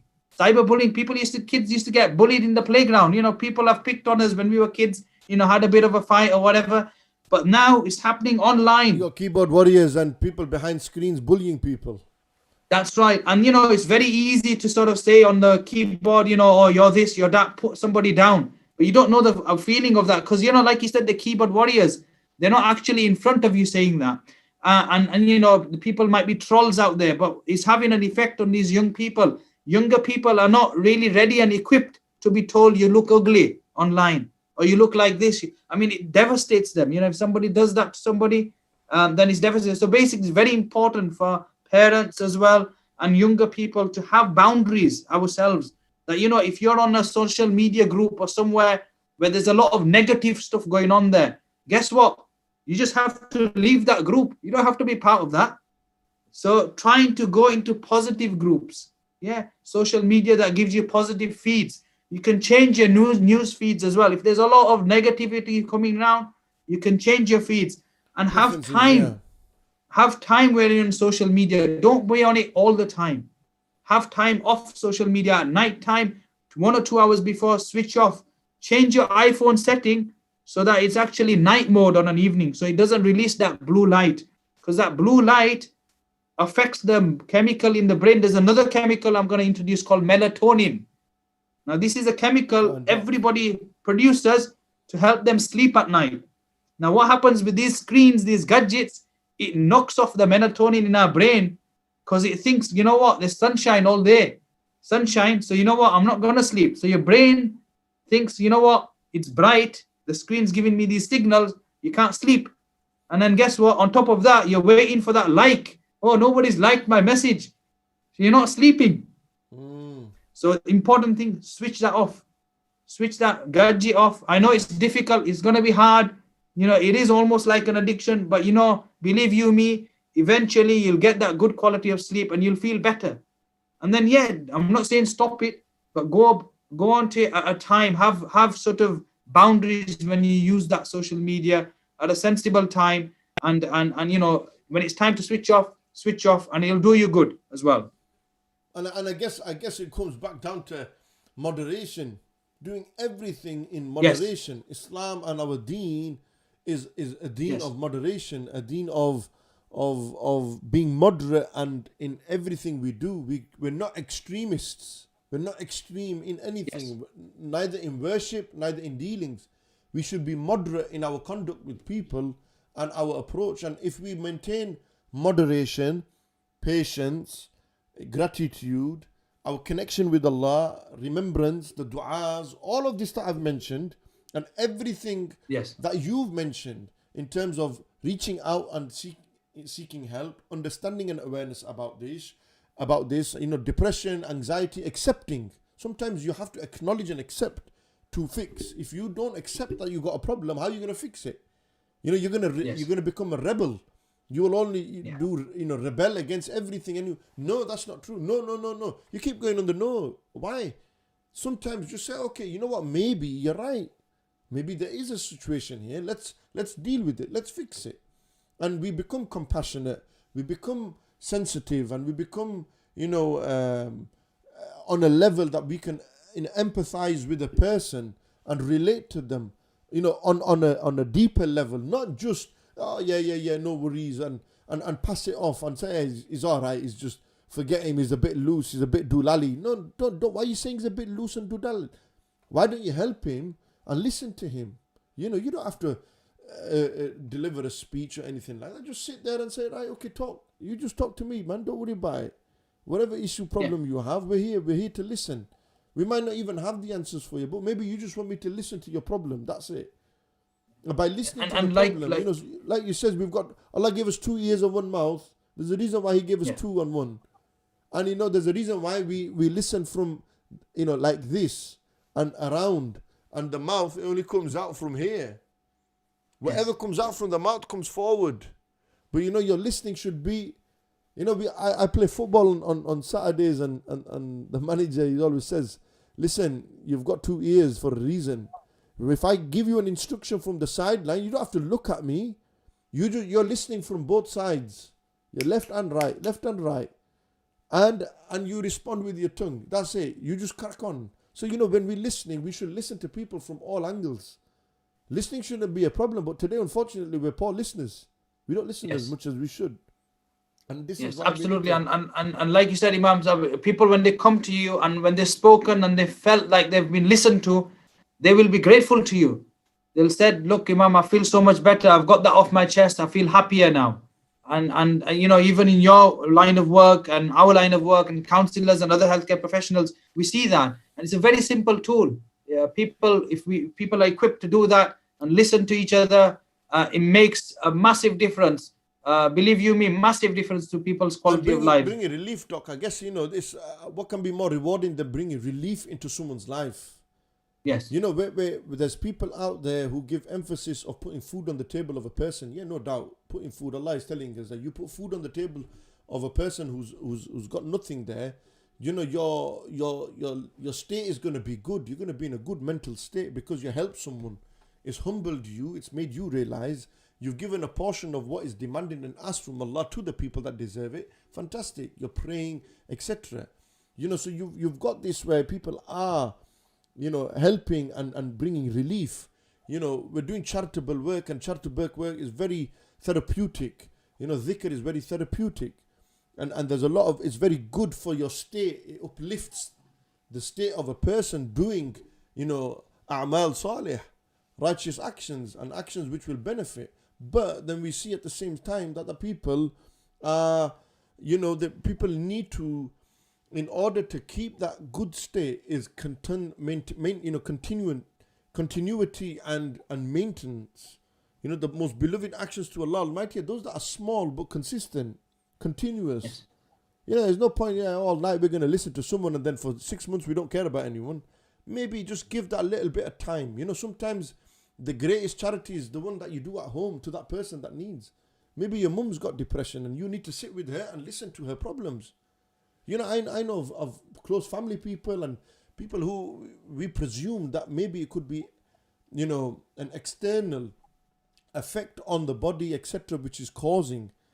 But now, after years, we've realized that it's a severe bout of depression that has caused that person just to sit there silently, just sat quietly, they're not responding, nothing, and just gone into this deep thought. You know, they're lost inside a well. They're so deeply sucked into that problem. They just need someone to shine a bit of light. And that light will show them the way. That's all you need to do. Give just a bit. And this is the job of a Muslim. A Muslim, al-mu'minu mir'atul mu'min. A believer is a mirror to a believer. You know, if you see your believer is struggling, help. And this is why, you know, we're quick to say Syria and Yemen and Palestine. Yes, they need help. But then so do our Muslim brothers who are suffering from mental health. Help them. They are on our doorsteps. Why are we allowing them to get into that state? Yep, absolutely. You know, this contentment, the word that you used earlier, is very important. And sometimes we have so much emphasis on materialism and material wealth. Like you said, aesthetics. You know, have I got that clothing, that car? How do I look? You know, so-and-so's got that look. Yeah, that peer pressure. And growing up to say, actually, do you know what? What's more important? It's not just that. It's the things that you do that's important. Like, you know, the way you did that was fantastic. You know, that action was fantastic. That's great. You know, nurture people with that. You know, that good action, that amal that you did is actually, you know, it should be that dopamine boost. You know, targheeb, raghba. Yes. You know, encourage them. Sometimes the kid needs a push, encouragement. Stop putting him down all the time. Yes. When you're putting him down, you know, his character, his behavior, he doesn't need to be told off every time. He maybe needs just encouragement. And that will then lead him to excel in his performance, excel in his ability.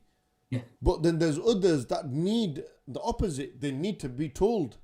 Not everyone, we have to understand as well, the human being, not every human being is the same.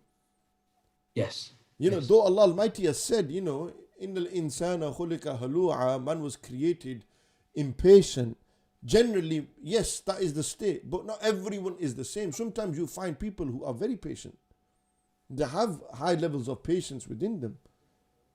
And for that reason, it's important that we understand the human being, we understand each other, and we listen and we correlate, and then we try to help where we can, if we can.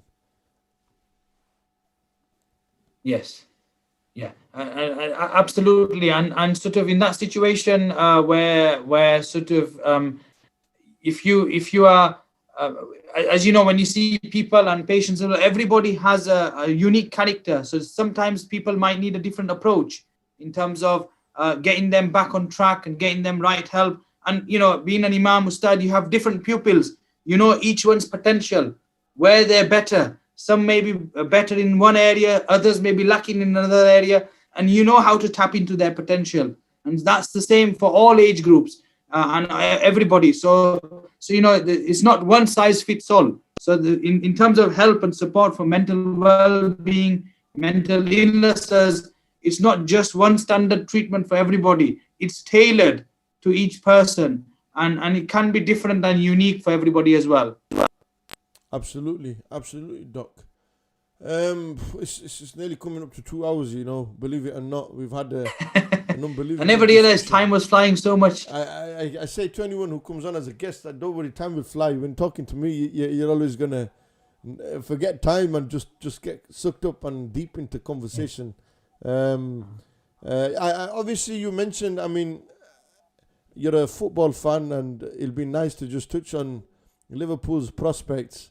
What do you think? Who do you think is going to win the title, Doc, before you go? without a doubt, it's got to be Liverpool. And I think you're going to back me up, Imam Sahib, eh? No way, Jose. And that doesn't mean I'm Tottenham. Look, there's no Fergie there. Are you a Spurs fan? And no, I'm not. I'm not Spurs. I'm not United. I'm not Liverpool. There's only one place where the Sheikhs are sat. Oh, right. Yeah. Yes. I'm a sitter. I'm a big fan of Pep Guardiola. I believe he's an awesome coach, and I think his philosophy. Yeah, Jurgen's very good as well, but I think we're sort of seeing now a lot of, maybe weaknesses within Liverpool and sustaining. Look, it's not easy to be at the top all the time. There'll be a lot of mental health involved in this as well at Liverpool. Yeah. And how to maintain and achieve those levels again and sustain that. Yeah, and players as well. Obviously, they've got they're at the height of their career, and they don't want to be told by the manager, do this, do that. And you can see some cracks appearing, with some of the players, the stuff that they put out on social media, and then the knock-on effect. Yeah. And we don't realize, talking about this topic, mental aspect of the game. Like what makes Ronaldo, Cristiano, that is, such an elite footballer. I mean, I'm a huge Lionel Messi fan, but what makes Ronaldo so elite, or Messi so elite, or Roger Federer so elite, or Rafael Nadal so elite? What makes LeBron James in basketball, Tom Brady in NFL? These are huge sportsmen, right? What makes them elite, Doc, is it's not the physicality. Physically is man v man.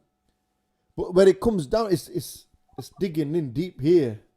Are they mentally strong enough to handle and deal? And I think that's massive. That is the edge that makes you from world class and then the elite class. You are, this man can go back down again and again and again. You can knock him down, he'll come back up. You can knock him down, he'll come back up. And that elite mentality, mentality, the word mentality, mental.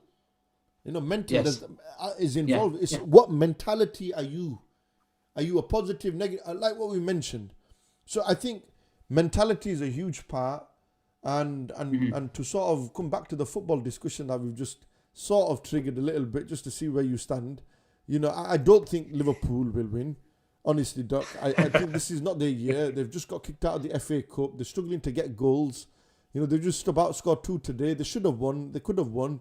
But United look at United's mentality. Only 3 months ago they were writing them off, and now look where they are. Yes, yeah. So momentum plays a huge part in mentality. Absolutely, it does, and they've got these great coaches, haven't they, in the background, who's guiding them, helping them. And that's exactly what we need. We need life coaches. We need coaches, and you know what it is. This is. Yes. I don't know how much you are so attached to tasawwuf, spirituality, the spiritual side of Islam.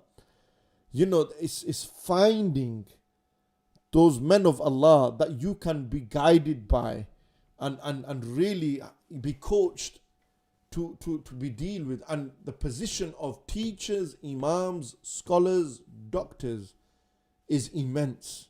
Immense in the output of the ummah. What are we producing? When you had the likes of Imam Ghazali, then you had the likes of Qadi, Abu Bakr ibn Arabi.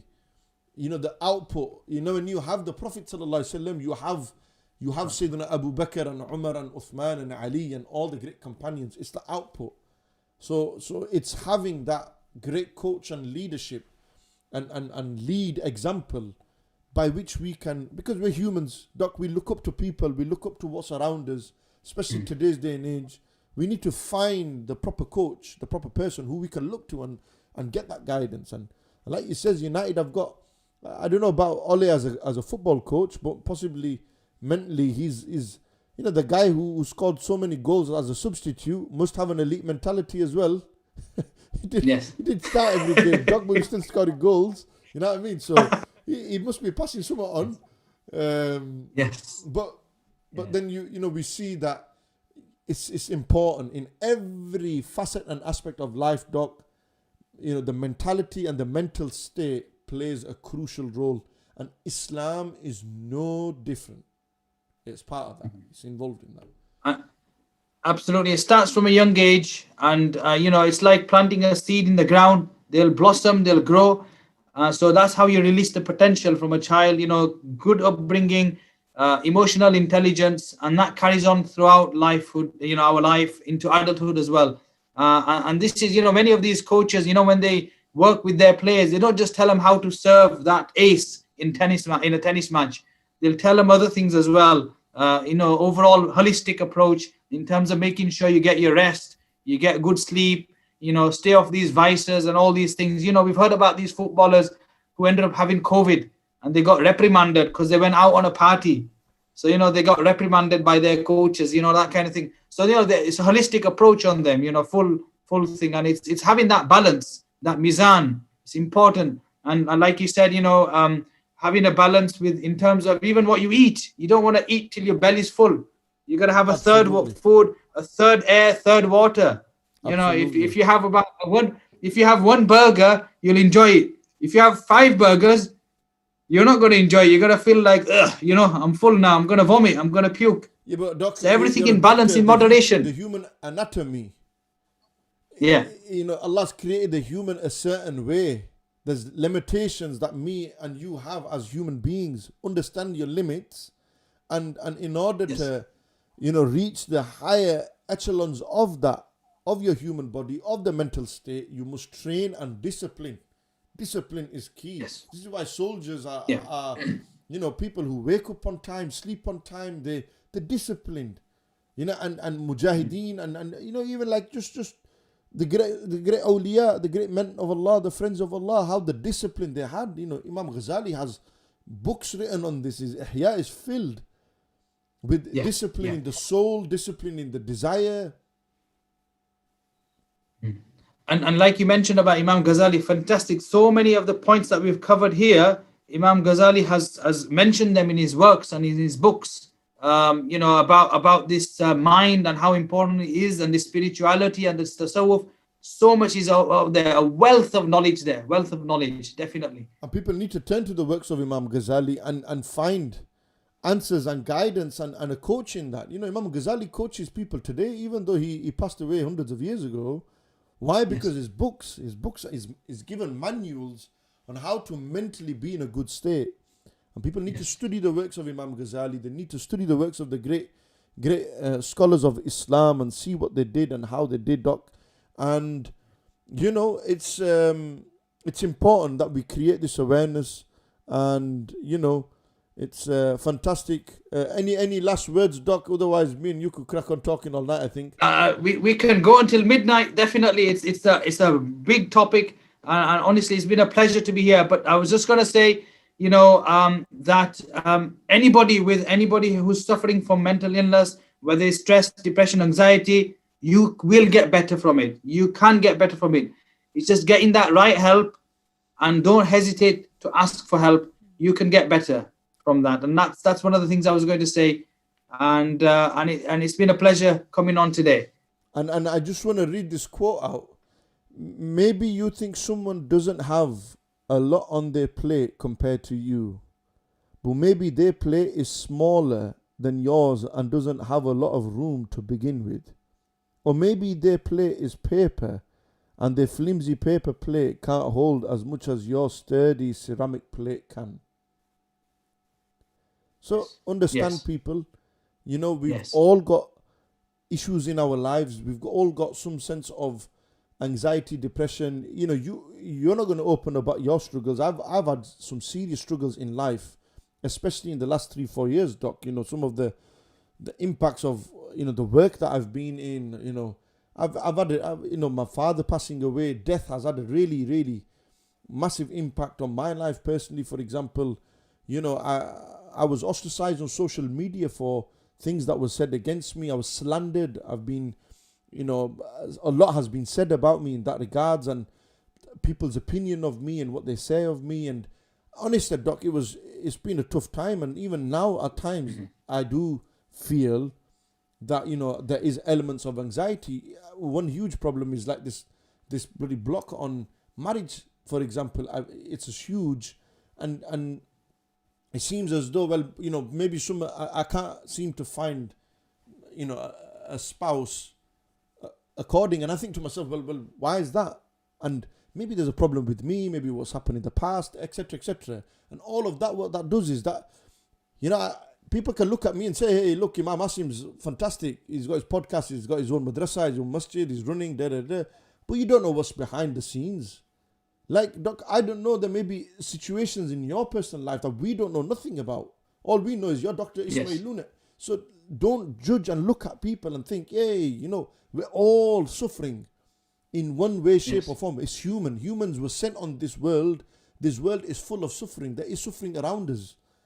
And it's just how you deal with that suffering. How you can turn that in a positive way. And that's the most important thing, I guess. Absolutely. And like you said, very important point at the moment, talking about doctors, healthcare professionals working in this pandemic.